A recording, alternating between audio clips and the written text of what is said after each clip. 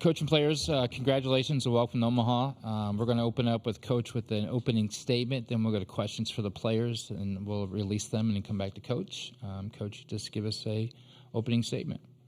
Proud of the team, proud of these two, proud of the program and what was accomplished this year. It was a difficult trek.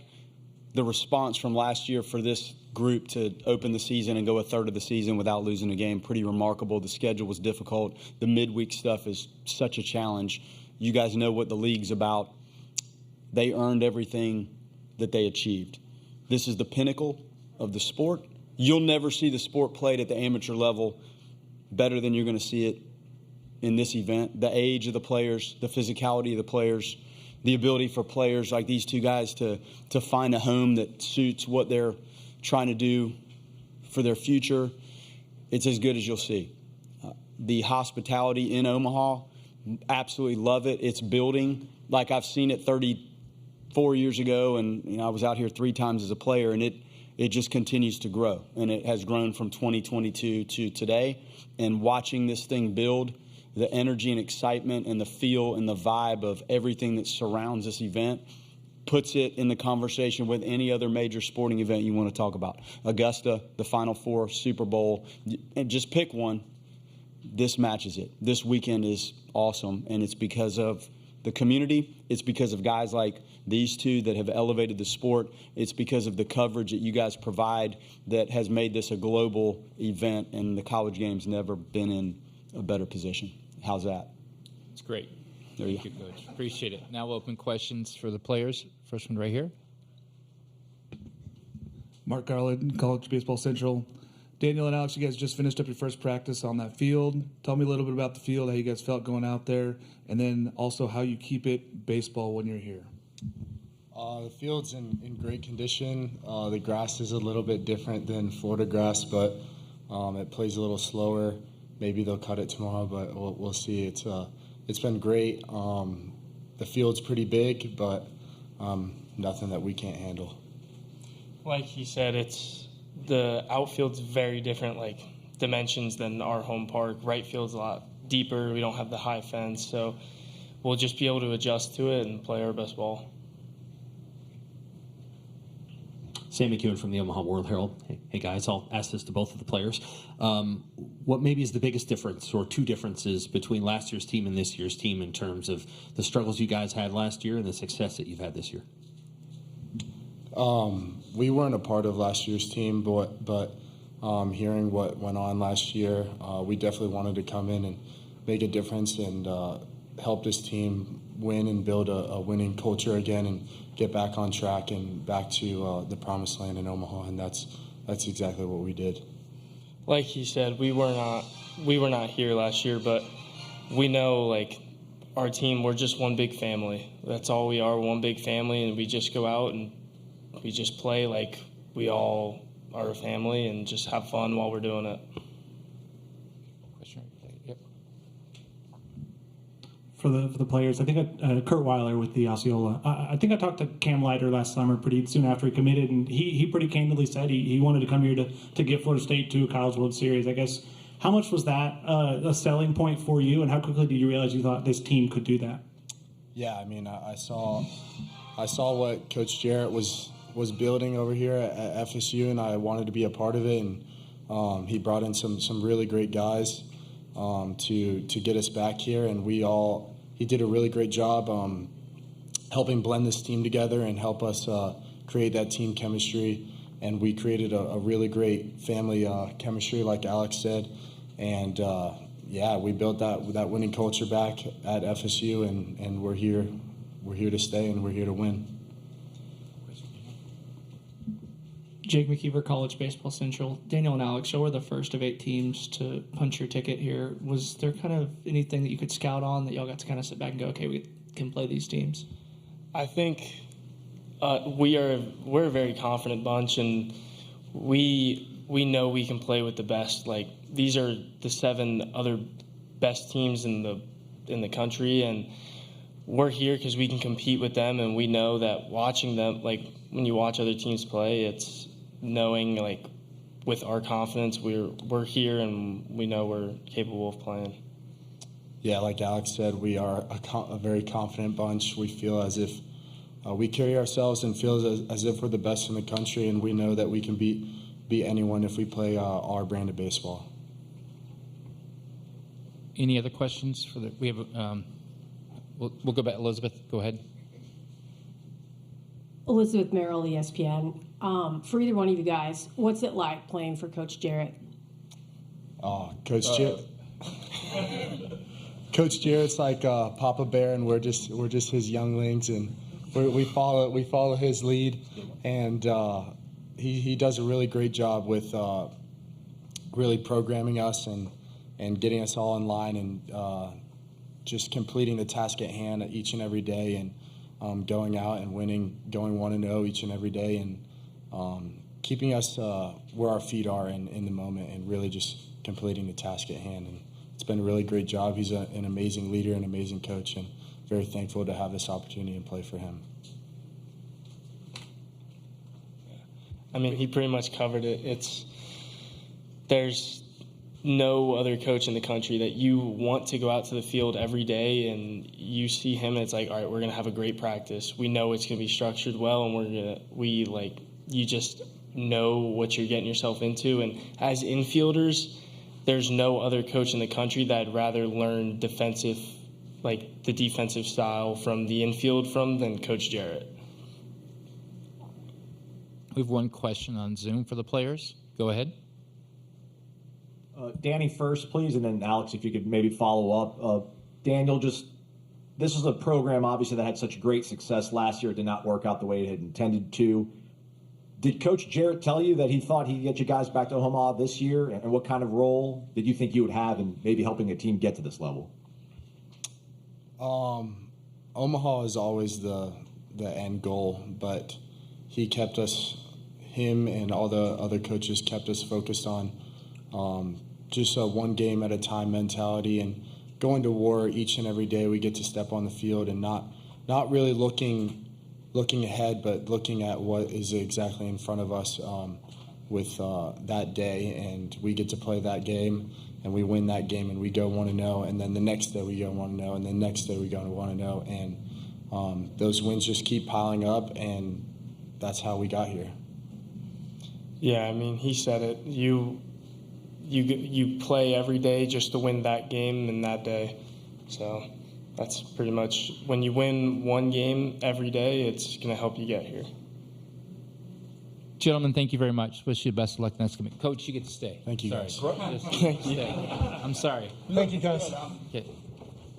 And I'm not supposed to talk out too much, but when your dad's name's on the stadium, it's okay that Jan she's okay. We love you.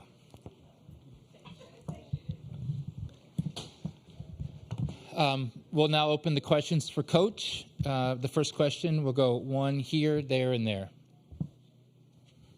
Coach Mark Garland, College Baseball Central. Does your personal experience being here as a player and a coach, does it kind of help you set up with your staff and your players and get them ready to be here for the whole week? 100%. How you feel as a player, I've got that. How you feel as a coach in it, I've got that. How you feel as a parent here, I actually have that too, like the 2021 deal. So yes, and I try to go into that reserve and pull out what information I think really helps them, helps the coaches, and actually helps the parents. Like, I wanted the parents to have the timeline of what we're doing, because you've waited your whole parental life to get to a moment where you can be here. So I want them to all learn from me, and I feel like my responsibility is to create the most seamless path for them to get to Friday when we start the actual game. So that's what I try to do, and I do. I look at it from every possible angle, and there's very few. I'm fortunate to have seen it from all of those angles. Right here. Sammy Kuhn from the Omaha World Herald. I think after the Super Regionals, you talked about there being 5 facets that you sort of build a program on. How did you see maybe your team grow over the last year in those areas, and how did the new additions help you guys get where you wanted to go? Program development, big picture stuff, big picture facility, calendars, big stuff, alumni, that program, player development. What am I going to do with Cantu and Lodise every day that they're practicing and playing the game? Evaluation. Was Cantu the correct person when we evaluated him to bring into the program? Recruitment. How do you convince these two guys to come to your school? You can evaluate better than anybody in the history of the sport. If you can't convince the right people to come to Florida State, then it doesn't matter how well you evaluate. Then you have to manage the game. So what I've done today is really all of those. Program development is what I'm doing with you. Recruiting our staff all morning. You can like the transfer stuff or not. The fact that we're trying to make these decisions and you're talking to players and they're calling you and you're trying to figure out how did the visit go last week, that's happening right now. So all of this is in play to get to the game. So then when you think of, hey, you're a baseball coach, I think most people think of what happens from, what time's our game, 6:07? Look at the coach. Coach is coaching them up. They're playing baseball. So when you start in this industry, you really don't know that those 5 things are equally critical. If you're good at all 5, you have a chance to be in this room. If you're good at 4, it's up for grabs whether you'll make it. If you're good at 2 or 3, probably not here.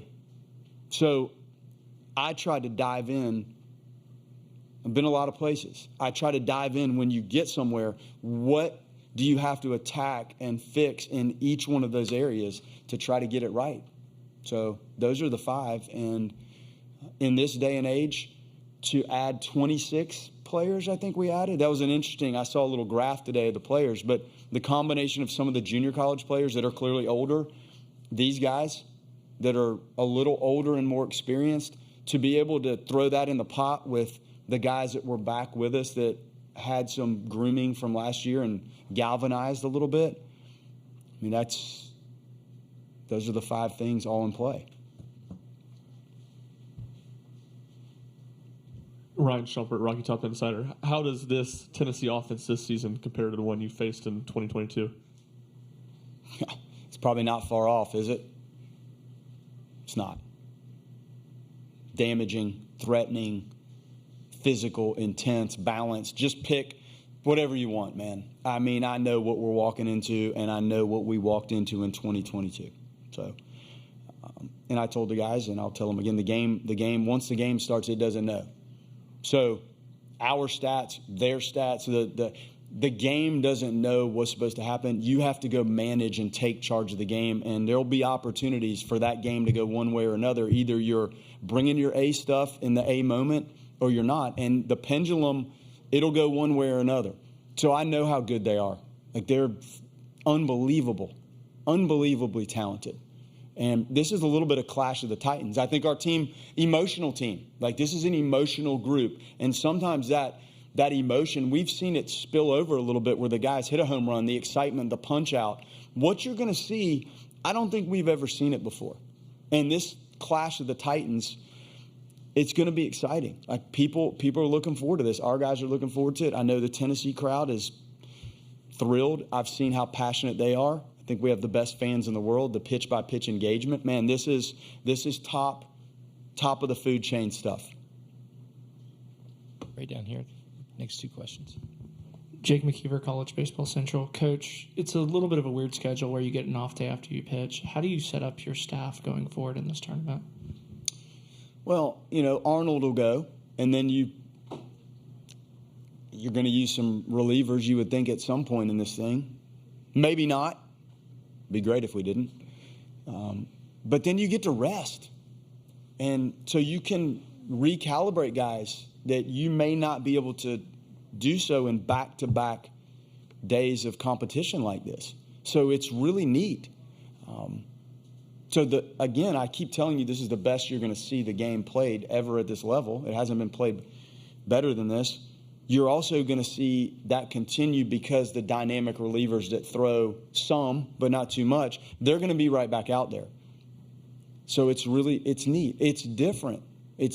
The number of guys that you use throughout the course of an ACC or an SEC weekend or a regional tournament or super regional, it may not get to that if things go really well for you. If your starter can get you some length and a reliever or two get you to the finish line, if you can repeat that script, it might even be the same couple relievers. Then how quickly can a starter within the realm of health and reality come back? All of those things are different here. So it's good, and it probably allows for even a better type of baseball. Okay, question back there, and then we'll go right here. Link, you talked about Jamie. He's been incredibly consistent this year, but it feels like a few of his best starts have been kind of against some of the better offenses you faced this season. I guess what about him does it seem like he rises to the occasion a lot? Just what have you seen his mentality on the mound evolve this year? His mentality has matured. He's matured in day-to-day work, realizing the trajectory and the potential. We had a serious heart-to-heart. Chuck and I sat down with him about halfway through last year, and I wrote what I thought were the top left-handed arms looking forward to next year's draft. I just did it. I said, here we go. There's what we see right now, okay? You either want to be in that conversation, and I don't know what to tell you the other side of this board is. I didn't write anything on it because there's nothing to write. You're either going to go in this direction or you'll go just to try to make him understand how good he could be at this. And the day-to-day arm care, strength and conditioning, pitch shaping, flat ground work, PFP work. When you start, you have 6 other days to manage the rest of your craft. So I think just the maturity of ownership and all of that versus when you're excited to go out and throw and it's fun and it's Friday afternoon and here we go. There's more to it if you really want to be the best. So, and 18-year-olds kids don't really know all that yet. That's what they need us for, to push them. And you have the support with Phil, the trainer, Jamie, the strength coach. Micah does a great job pitching management, day-to-day stuff. So use those resources. But the individual still has to own it and attack it and do it every single day with some intent and some energy. And he's done it. So then when he walks out there, you're starting to see a more physical kid, a more confident kid, a more determined kid. Fastball, slider, the changeup's coming along. Like, when do you use that changeup? I don't know. It seems like the fastball plays so well. Are you doing somebody a favor when you flip a changeup in there? It's a tricky piece to try to inject in there. We talk about it, work on it. So there's still more, but, man, the growth and maturity and the outings have been really good. And the matchup, sometimes with him you think, wow, that's a tough matchup, and he absolutely carves. And then there's other times, hey, this looks like this could be a good matchup, and it's more of a dogfight from pitch one than you would think. So that's just part of it. But the maturity, the growth, the thoughtfulness of what he does, that's what stands out to me the most. Okay, go down here real quick. Noah Darling, College Baseball Central. The college baseball and Florida State community lost Mike Martin earlier this year. How does his legacy and how is it personified on this team? I can hear his voice, and it probably talks to me more than any other athletically minded voice could ever speak to me. Like, you hear a lot of people talk and you think about things, and I've had other great coaches around me in my time, but I played for him, and I can hear his voice talk to me as a player. I can hear his voice talk to me as a young coach when I coached with him for one season. I can hear his voice talking to his family. So I learned so many different things from what is just a remarkable human being. He's an amazing person in my life. He was like a second father figure to me. And the times on the field and learning and the foundation of how to play the game at the college level. The college game is different. It's not Major League Baseball. This is different. It's not high school baseball. That each one of those worlds has its own feel to it. And then there's recruiting and other things that go into it. But my foundation was laid in a lot of those areas by him. And I hear his voice. And I hear his voice in games of thinking through maneuvers and bullpen management and defensive things and offensive parts of the game. And then you have to evolve with your personality and style from your foundation. So you're building off of what you learn initially, and then I'm different than, there's only one of him. There's only one, and I'm very fortunate to have been around him a lot, and I got to spend some time with him in some days where the decline was rapid, and I'm very fortunate that I did that. I can hear his voice in every different walk of my being, and it's an important voice.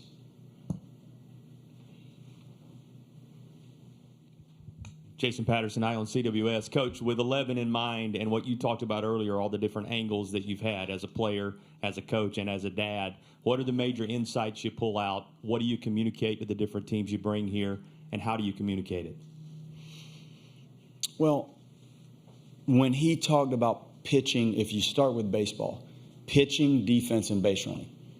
And when you're playing, you're like, hey, man, I want to hit too. Like, we got to, but when you look at it now, he knew if you could pitch, play defense, and run the bases, you were going to be in every single game.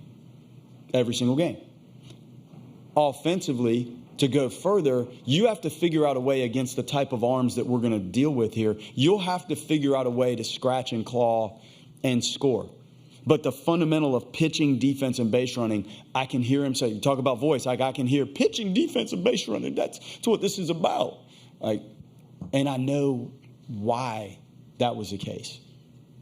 So you can start with that. Now, I talk about 11 a lot, and part of the room that we have, which the tradition room, I have a TV that's dedicated solely to his story and his accolades and his life, and Carol's on there, and when you go in there and push play, it'll tell you the whole story. So it's that important to me and to that program that we have 1/4 of the space dedicated to him and what he did there.